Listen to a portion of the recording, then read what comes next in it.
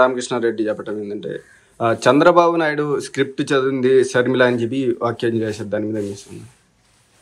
అయ్యా సజ్జాల గారు, రాష్ట్ర ప్రధాన సలహాదారుడు సజ్జాల, మీరు ప్రధాన సలహాదారులాగా కనిపించడం లేదు. ప్రధాన అన్నా చెల్లెల మధ్య, ఆ కుటుంబాల మధ్య, ఈ రాష్ట్ర ప్రజల మధ్య చిచ్చు పెట్టడానికి అటువంటి సలహాలు ఇస్తున్నారని చెప్పేసి నేను తెలియజేసుకుంటున్నాను. ఎందుకంటే మాకు అటువంటి కర్మ మాకు పడలేదు.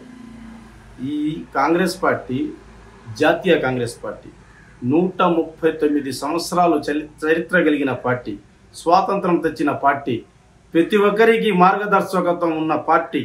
మీ నాయకుడు ఉన్నాడే ఇప్పుడు సీఎం, అతనికి ఎంపీ ఇచ్చి ఈ స్థాయికి తెచ్చింది కాంగ్రెస్ పార్టీ. అదేవిధంగా గతంలో ముఖ్యమంత్రిగా ఉన్న చంద్రబాబు నాయుడిని కూడా ఈ కాంగ్రెస్ పార్టీలోనే ఆయన కూడా మంత్రి పదవి చేస్తున్నాడు. అందరూ ఇక్కడ పుట్టి ఇక్కడ నడక నేర్చుకుపోయిన వాళ్ళే. కాబట్టి ఇటువంటి పిచ్చి మాటలు, అమాయకత్వంతో మాట్లాడటం మానేసి ఆ కుటుంబంలో ఆమె ఎందుకు బయటకు వచ్చింది, వాళ్ళిద్దరి మధ్య, అన్నా చెల్లెల మధ్య తగువ పెట్టడానికి మాత్రమే నువ్వు ఉన్నావని చెప్పేసి నేను తెలియజేస్తున్నాను. ఎవరు మాట్లాడకపోయినా ముందు ఈ సలహాదారుడు మాట్లాడుతున్నాడు. అదేవిధంగా షర్మిలకి ఏపీ రాజకీయాల్లో అవగాహన లేదని కూడా చెప్తూ ఉన్నారు. అవగాహన లేకపోతే 16 నెలలు అతను జైల్లో ఉంటే ఆమె 3000 కిలోమీటర్లు ఎట్లా నడుస్తుంది? ప్రతి ఒక్కరికి దీనికి ఆకర్షించింది. అదేవిధంగా ఈరోజు మీ మీద మీరు చేస్తున్న తప్పుల్ని ఎత్తి చూపిస్తే చెడ్డదైపోయింది. ఆ రోజు మీకోసం గెలుపుదైతే ఆయన వచ్చేసి ఇంటి పేరు వైఎస్ షర్మిలారెడ్డి గారు, ఈరోజు ఇంటి పేరు మార్చుకోవాలని కూడా వీళ్ళు చెప్తున్నారు. ఇటువంటి పనికి మాలిన సలహాదారుడు ఇతనని చెప్పి నేను తెలియజేసుకున్నాను. అదేవిధంగా తెలంగాణలోని తెలంగాణ బిడ్డని అది కూడా చెప్పారు. ఈరోజు ఒక ఏపీలో వచ్చి నేను ఏపీలో బిడ్డని కూడా చెప్తున్నారు అని చెప్పి చెప్తున్నారు.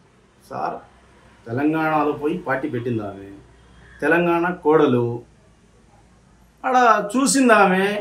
తర్వాత ఆమె కనుక పోటీ చేస్తే ఈరోజు తన తండ్రి చేసిన కొన్ని విషయాలు, నిజాలు ఆమె తెలుసుకుంది. వీళ్ళు చేసిన తప్పులు, జగన్మోహన్ రెడ్డి చేసిన తప్పులన్నీ ఆమె తెలుసుకుంది. తెలుసుకున్న తర్వాత కుటుంబాల్లో అసలు ఈ కలహాలు ఎవరు సృష్టించారు, దీని మూలాలు ఏందని చెప్పేసి ఆమె తెలుసుకున్న తర్వాత కాంగ్రెస్ పార్టీ పొరపాటు ఎటువంటిది లేదు. తర్వాత సోనియా గాంధీ దగ్గర రాహుల్ గాంధీతో మాట్లాడిన తర్వాత వాళ్ళ మాటల్లో ఈమెకి మొత్తం స్పష్టంగా అర్థమైంది.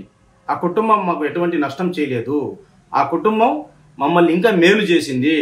కాబట్టి ఇదంతా చేసింది కుట్రపూరిత, ఇతను కేవలం సీఎం కావాలన్న ఉద్దేశంతో మాకు ఆ గాంధీ కుటుంబానికి దూరం చేశాడని చెప్పేసి తన అన్నపైనే ఈరోజు చెప్పడం జరిగింది. తెలంగాణలో ఆమె కోడలు అనిల్ కుమార్ గారిది ఇల్లు, అక్కడ పాస్టర్ అయినా, అక్కడ తెలంగాణలో పుట్టాడు. తెలంగాణ కోడలు, ఆమెకి 2 రాష్ట్రాల్లో కూడా పోటీ చేసే హక్కు ఉంది. ఇక్కడ పుట్టింది. వైఎస్ రాజశేఖర రెడ్డి ఆశయాల కోసమే ఆమె పనిచేస్తానని చెప్పేసి, ఆశయాలు ఎక్కడ పూర్తి అవుతాయంటే అది కేవలం కాంగ్రెస్ పార్టీలో అవుతాయని చెప్పేసి ఒక అర్థం చేసుకొని, జాతీయ పార్టీలు ఉంటేనే ఈ దేశానికి, ఈ రాష్ట్రానికి ముందుగా ఆమె అర్థం చేసుకుంది ఏంటంటే, ఈ మతోన్మాద బీజేపీకి వీళ్ళిద్దరు కూడా తొత్తులుగా మారిపోయారు. ఇక్కడ ఉన్న 3 పార్టీలు కూడా ప్రధాన పార్టీలు తెలుగుదేశం, అదేవిధంగా వైఎస్ఆర్సీపీ, తెలుగుదేశంతో ఉన్న పవన్ కళ్యాణ్ పార్టీ, వీళ్ళ పేర్లలోనే 3 అక్షరాలు ఉన్నాయి. బి బాబు, జే అంటే జగన్, పి అంటే పవన్. వీళ్ళు ముగ్గురు కూడా ఈరోజు బీజేపీ చెప్పిన అడుగు జాడల్లోనే నడుస్తున్నారు. కాబట్టి మా ఆశయాలు ఇక్కడ ఉంటే కొనసాగవు. ఆమె 1కి 10 సార్లు ఆమె హెచ్చరించడం కూడా జరిగింది. అయితే ఆమె మాటకు పట్టించుకోలేని పరిస్థితుల్లో ఈ జగన్మోహన్ రెడ్డి ఉన్నారు. మీరు చూడండి, ఆయన పాదయాత్ర చేశాడు. గెలిచిన తర్వాత ఏ ఒక్క పేద కుటుంబం దగ్గరకు వచ్చాడా? నువ్వేం తెలుసుకున్నావు?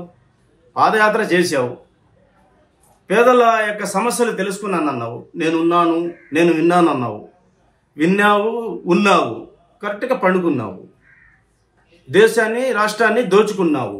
ఇసుక మాఫియా, మద్యం రాగానే నేను మాటిస్తున్నాను, నేను రాగానే దశాల వారీగా నేను ఆ మద్యాన్ని తీసేస్తానన్నావు.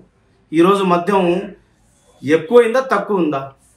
తన సొంత బ్రాంచులు పెట్టున్నాడు దాంట్లో. ఆ పేర్లు కూడా చెప్పడానికి రాదు. అటువంటి మద్యం ఈరోజు అది తాగితే విషపూరితమైన మద్యాన్ని ఈ రాష్ట్రంలో చెన్నైలో కూడా ఈ మద్యాన్ని తీసుకోలేదు.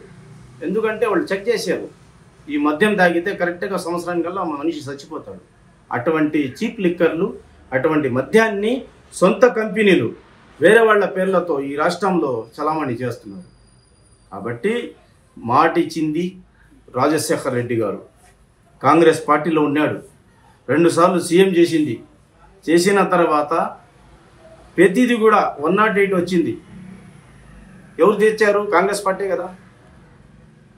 ఈరోజు 4% రిజర్వేషన్ ముస్లింలకు ఇచ్చారు. ఎవరు తెచ్చారు? రాజశేఖర్ రెడ్డి గారు. ఏ పార్టీ? కాంగ్రెస్ పార్టీ. ఈరోజు ముస్లిం మైనారిటీలు ఉన్నతమైన స్థానాల్లో ఉన్నారంటే ఆ 4% రిజర్వేషన్ ఆ రోజు కాంగ్రెస్ పార్టీ కల్పించింది. ఈరోజు మనకు 4% రిజర్వేషన్ ఇచ్చింది కాబట్టి ఆ రిజర్వేషన్ ద్వారానే ఆ కాంగ్రెస్ పార్టీలో ఆయన తండ్రి చేసిన మంచి పనుల్ని చూసుకొని ఇతనికి ఓట్లు వేశారు. ఈయనకి కొండకు నాగలోకానికి తేడా ఎంత ఉంటుంది?